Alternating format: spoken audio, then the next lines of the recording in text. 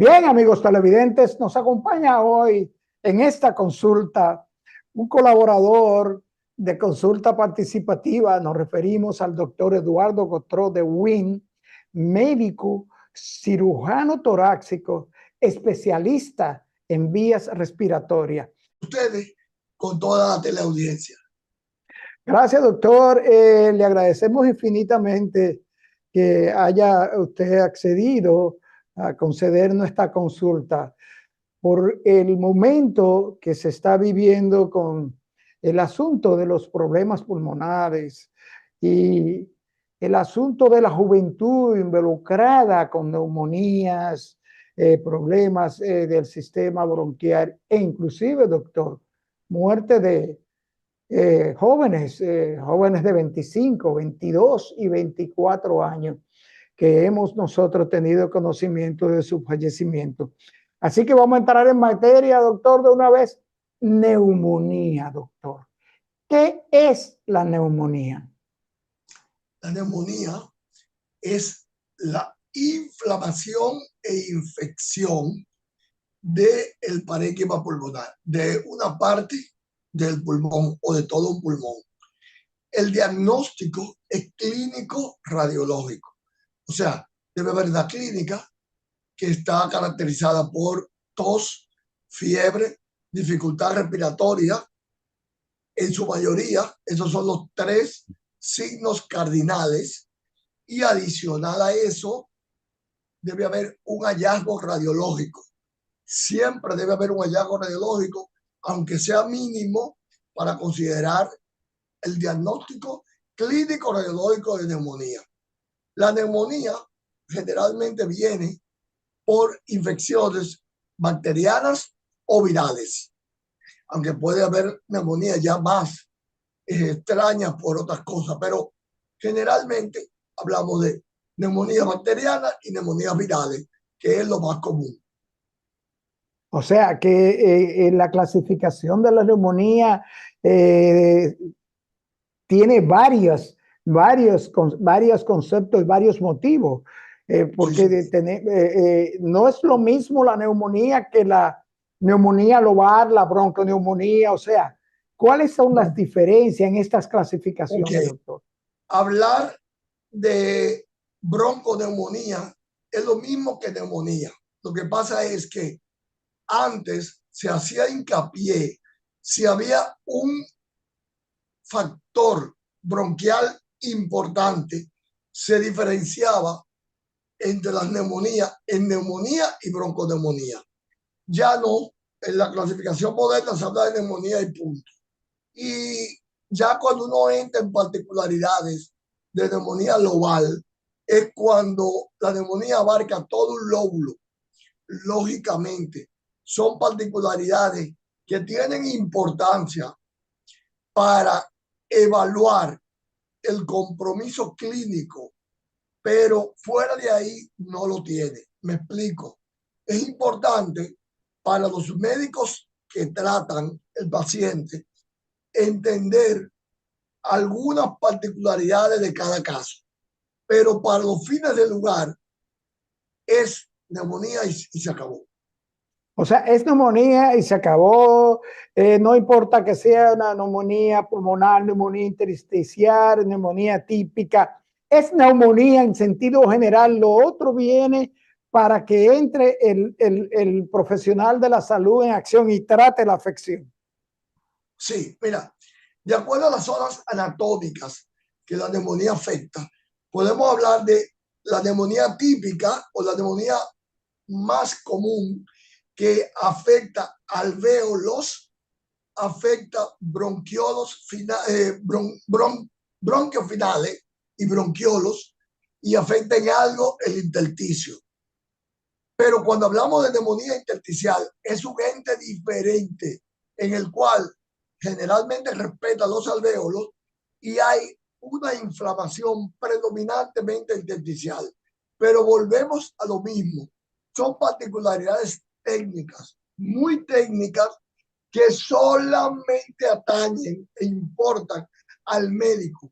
Primero, para saber el compromiso clínico del paciente. Dos, para establecer cierto pronóstico. 3, para establecer posibles causas desde el punto de vista etiológico. Pero para los fines del paciente es neumonía. O sea, fíjese qué interesante eso que usted señala, doctor, porque de ahí se desprende el hecho de que se clasifican en función del tipo de huésped, o sea, neumonía del inmunocompetente, el inmunodeprimido. Esto conduce a determinar si el que está padeciendo la patología, las condiciones reales en que está su sistema pulmonar. Exactamente. Dependiendo de una serie de características, entonces se va subclasificando la neumonía y se asumen las posibilidades etiológicas, las posibilidades de evolución, las posibilidades de complicación. Entonces, pero eso, repito, son cuestiones técnicas que al público lo que podría más es confundirlo. O sea, es cierto, porque entonces entrar en un aspecto técnico, decirle, mire, que usted, que el inmunodeprimido, el qué sé yo cuánto, y la cabeza de las personas y del afectado no sabe ni siquiera decir qué está padeciendo, porque no se le ha comunicado de manera clara y llana, doctor. Claro, siempre en todas las áreas del conocimiento, y más en el caso de la medicina, hay una información justa, necesaria para el paciente y sus familiares. Y hay otras informaciones, otras particularidades que al menos que haya un beneficio en particular, no necesariamente tienen que ser de dominio del paciente, de sus familiares, incluso en este caso de la población en general. Como un programa informativo, esta es la importancia de estos programas. Cuando un personal de salud, en este caso un médico especialista, participa en un programa de esto, lo importante es dar información precisa, justa, que llegue a la población y que la informe y la forme, y no que desvirtúe una serie de bases y que lo que puede hacer es confundir más que agregar información útil. Así es, doctor. Así es, exactamente como usted señala.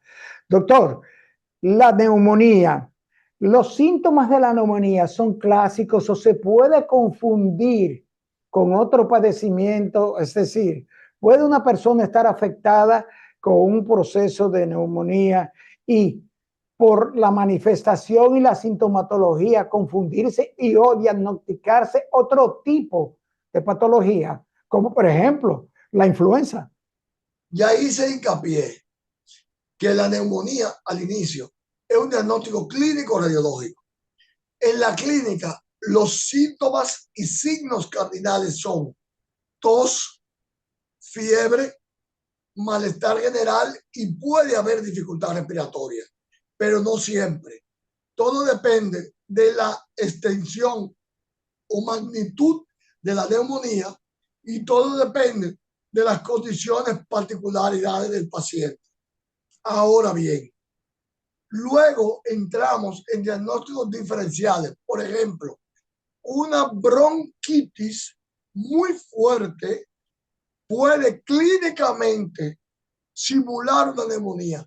Pero ¿cuál es la diferencia? Cuando uno hace la radiografía, uno ve que no hay infiltrado a nivel de parénquima pulmonar, que no hay afectación de parénquima pulmonar. Por otro lado, el cuadro radiológico nos indica a nosotros la extensión de la neumonía, las posibles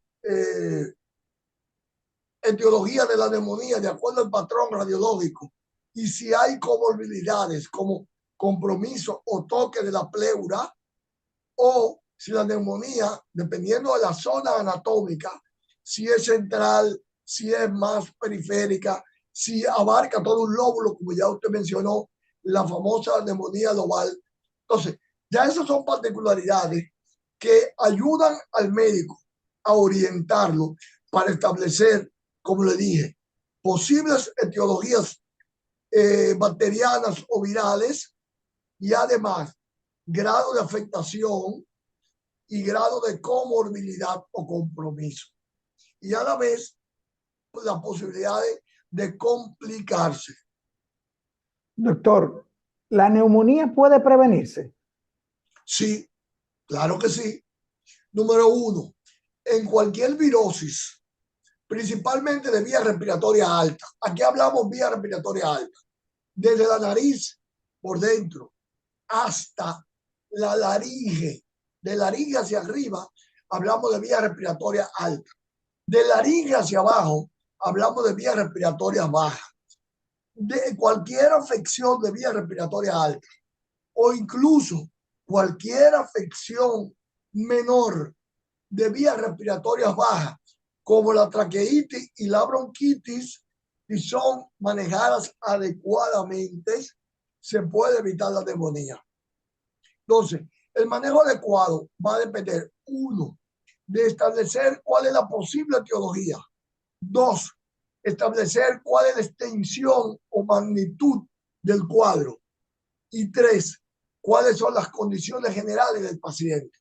Ya que usted habló varias veces de paciente inmunodeprimido, no es lo mismo la neumonía en un paciente joven, 20, 30 años, que no tenga comorbilidad, que no sea diabético, que no tenga un cáncer, que no tenga un SIDA o un HIV, que no sea un paciente fumador, obstructivo crónico, que no sea un asmático, que no sea un paciente que le haya dado recientemente un infarto o que esté en insuficiencia cardíaca.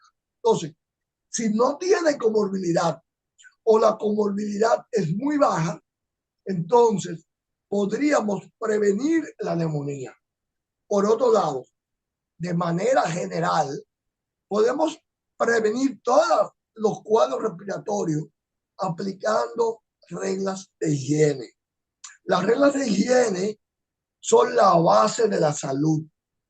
Y aquí entonces estamos hablando de higiene respiratoria. Número uno, lavarse bien las manos para cuando nos llevemos a la boca o a la nariz, no llevemos gérmenes. Número dos, el distanciamiento social. Un paciente que esté tosiendo, un paciente que tenga fiebre, un paciente que tenga una afección de la voz, que tenga una laringitis, o sea, que esté muy ronco por un cuadro agudo, un paciente que esté estornudando, que esté botando moco. De todas esas personas tenemos que tener una distancia adecuada. Por otro lado, como punto importante de prevención y de higiene, ese paciente que esté tosiendo, estornudando, que tenga alteración de la voz, que tenga fiebre, malestar general, debe cubrirse boca y nariz cuando vaya a estornudar, cuando vaya a toser. Y lo ideal hoy en día es el uso de mascarillas. Toda persona que sea un sintomático respiratorio, que tenga esos cuadros, sea el cuadro total, florido, o sea el cuadro parcial, debe usar mascarilla y no debe estar en el medio. Me explico. Debe de guardar cierta distancia y es preferible que no acuda al trabajo, a la escuela, a la universidad, que no esté en sitios públicos para no diseminar las causas que lo lleva así, sea virales o sean bacterianas. Por lo tanto, el distanciamiento es otra forma, otra variante de higiene respiratoria. Hay otra higiene respiratoria que nos preocupa, el buen cepillado de la boca, de la lengua, en los pacientes que ya tienen sintomatología y en los pacientes que aún sin sintomatología tengan riesgo. Por ejemplo, se ha demostrado que una de las causas más importantes de ocurrencia de neumonía en los hospitales, o sea, en pacientes que están ingresados, y como estamos hablando de hospitales, Hablamos de hospitales públicos y hospitales privados, que aquí en República Dominicana usualmente le llamamos clínicas privadas.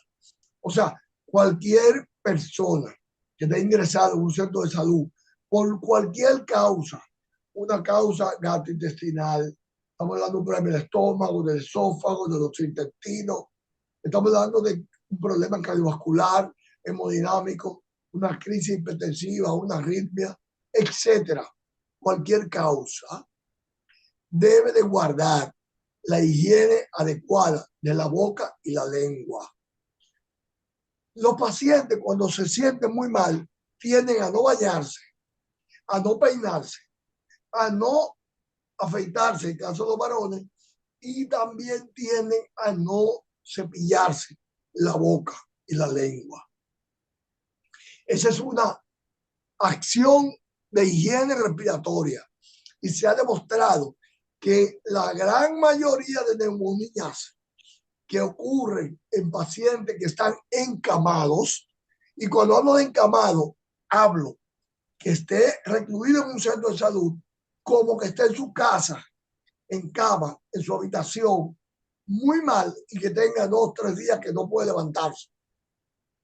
En esos pacientes encamados, la neumonía puede venir principalmente por una falta de higiene a nivel de la parte oral y bucofaringea.